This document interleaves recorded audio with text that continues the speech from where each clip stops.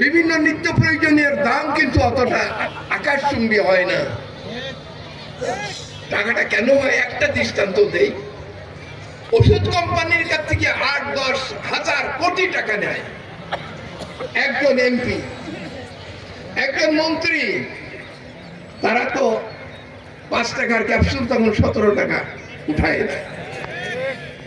একটা রোগী আছে,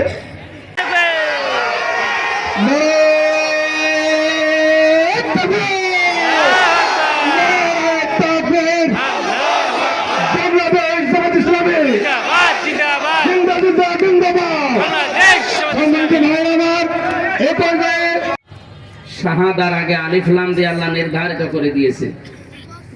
কোরআনের তাফসীর অনুযায়ী আল্লাহর ঘোষণা দিয়ে এখানে বলা যায়, পৃথিবীতে কোনো সাক্ষ্য তোমরা গোপন করবা না। ওমা ইয়াকতুমহা ফাইন্নাহু আথিমুন কলবু, তোমাদের ভেতরে কেউ যদি সাক্ষী গোপন করে সে তার অন্তরকে পাপী বানিয়ে নেয়। নাউজুবিল্লাহ। প্রিয় ভাইরা, এখানে সাক্ষীর যতগুলো ব্যাখ্যা আমরা পড়েছি তার অন্যতম ব্যাখ্যা মারেফুল কোরআনে আছে। এখানে সাক্ষী মানে ভোট, রায়, সমর্থন দেওয়া। বাংলাদেশ জামাত ইসলামী এই দেশকে ন্যায় এবং ইনসাফ দিয়ে সাজাতে চায়, এজন্য আপনার এই সাক্ষী বা এই ভোট খুব গুরুত্বপূর্ণ ভূমিকা এবার পালন করবে ইনশাআল্লাহ।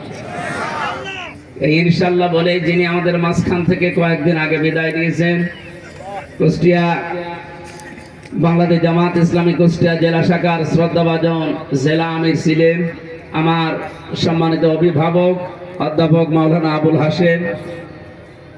জান্নাতের সুউচ্চ মাকাম যেন এই ইনশাআল্লাহ শব্দের কারণে আল্লাহ তাকে দান করেন। প্রিয় এলাকাবাসী, আমার নিজের জন্ম এই থানাতে। আমি আপনাদের জন্য এই ভোট নিয়ে কি কি করতে চাই এগুলো আমি আপনাদের কাছে আগে জানিয়ে দিতে চাই। বহু মানুষ বহু কথা আমাদের কানে তুলে দিচ্ছে। আজকে আমরা নির্বাচনী প্রচারণায় ছিলাম এই সাউদিয়া ইউনিয়নে পুরাটা।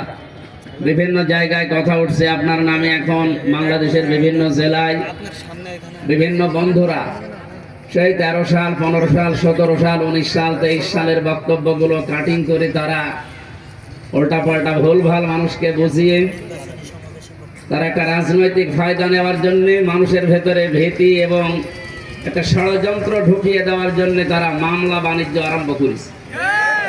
50 কোটি টাকার মানহানি মামলা।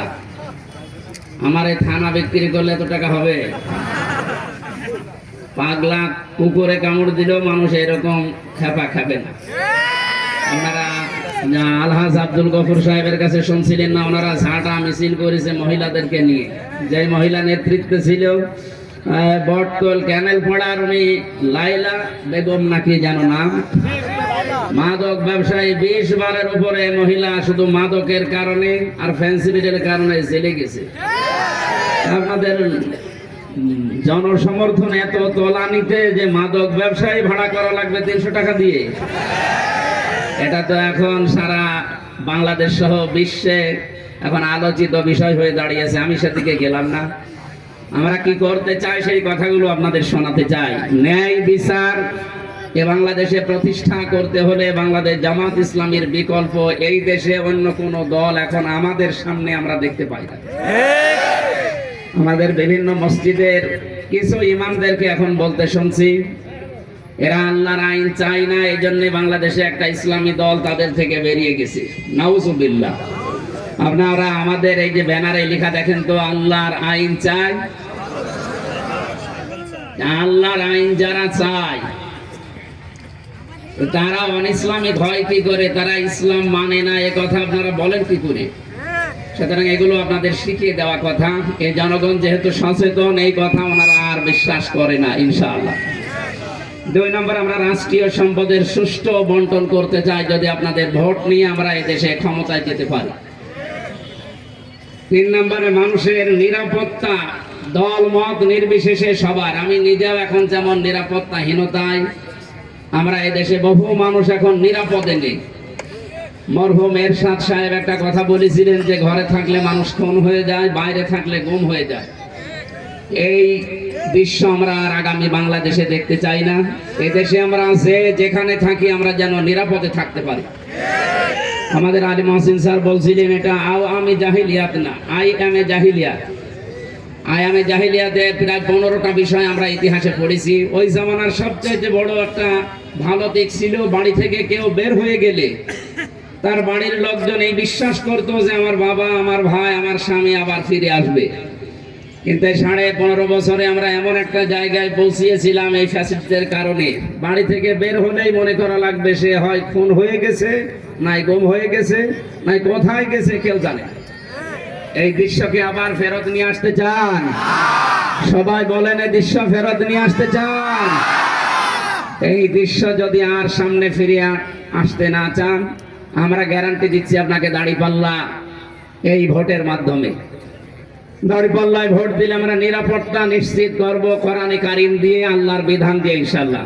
নারীদের অধিকার নিশ্চিত করার জন্য দেশ এবং বিদেশ থেকে বিভিন্ন জায়গায় কথা ওঠে। কালকে ইউরোপীয় ইউনিয়ন থেকে আমার বাসায় প্রতিনিধি এসেছিল কয়েকজন, ওনারা এসে শুধু বারবার কথা, প্রায় 1.5 ঘন্টা কথা বলেছে। এই কথাটা বেশি যে আপনারা নারীদের জন্য কি করবে।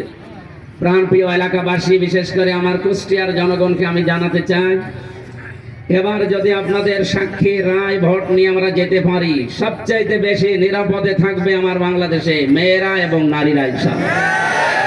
তাদের সম্মানজনক কর্মসংস্থানের ব্যবস্থা আমরা এলাকায় বহু জায়গা তৈরি করা আছে, সেগুলো শুধু প্রতিষ্ঠা করব। আমাদের সামনে মহিনী মিল আছে, এরপরে টেক্সটাইল মিল আছে, এখানে একটা কৃষি বিশ্ববিদ্যালয় করার উদ্যোগ আমরা সামনে নেওয়ার চেষ্টায় আছি, পরিকল্পনা আছে। 8 দিন হাসপাতাল কুষ্টিয়া সদরে আছে।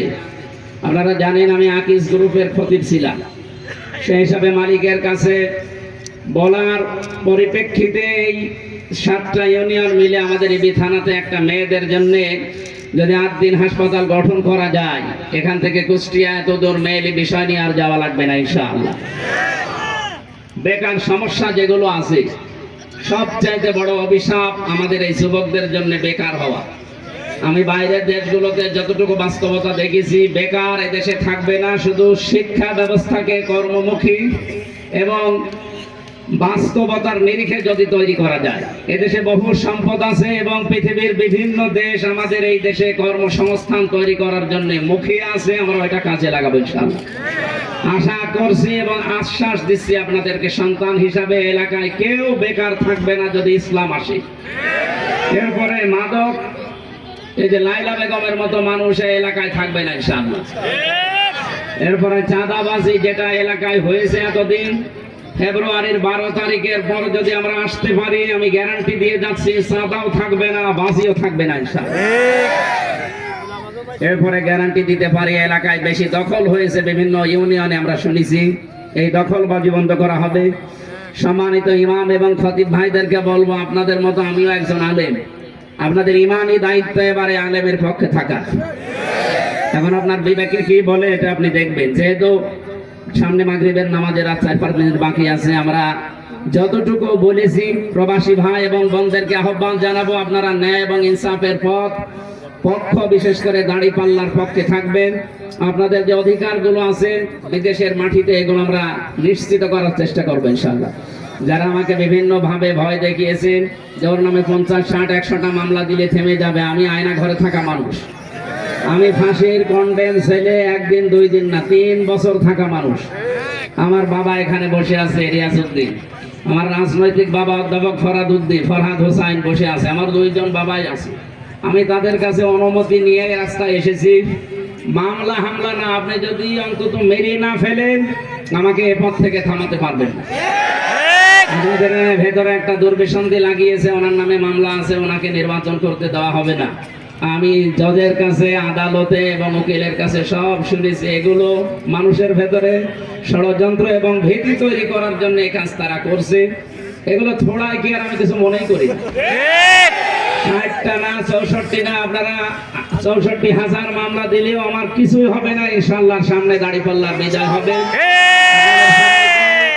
এদেরকে আহ্বান জানিয়ে আল্লাহ সাহায্য চেয়েছে।